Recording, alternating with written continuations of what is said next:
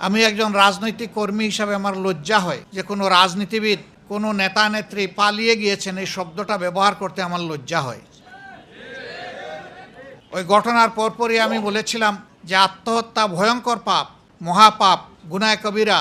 একদিক থেকে এটার একটা গুরুত্ব অবশ্যই আছে, নেতিবাচক গুরুত্ব, কিন্তু আমার কাছে যেন মনে হয় যে যারা জনগণের খেদমত করার দায়িত্ব এসে জনগণের মালিক বনে গিয়েছিলেন, তারা যখন মিথ্যা মালিকানা ছেড়ে কে কোন দিকে পালাবেন, সেই পালিয়ে যাওয়াটা এর চাইতেও আমার কাছে মনে হয়েছে ভয়ঙ্কর রাজনৈতিক দৃষ্টিকোণ থেকে।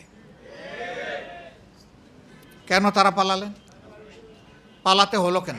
তারা জানেন তারা কি পরিমাণ অপকর্ম করেছেন, মানুষের উপর জুলুম করেছেন, মানুষের হক নষ্ট করেছেন, সম্পদ লুণ্ঠন করেছেন, দেশের বাইরে টাকা পাচার করেছেন, অন্যায় অত্যাচার করেছেন।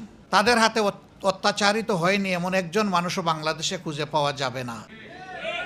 এমনকি তারা তাদের উপরে অত্যাচার করেছে। তাদের ইনফাইটে 450 মতো তাদের সহকর্মী তাদের হাতে মারা গিয়েছে। এরা কত ভয়ঙ্কর! যারা নিজেদের কর্মী, একই প্লেটে যারা একসাথে ভাত খায়, ভাগাভাগি করে, তার আপন কর্মীকে হত্যা করতে যাদের দ্বিধাবোধ হয় না, জনগণের বুকে ছুরি কিংবা গুলি চালাতে তাদের দ্বিধাবোধ হওয়ার কথা নয়।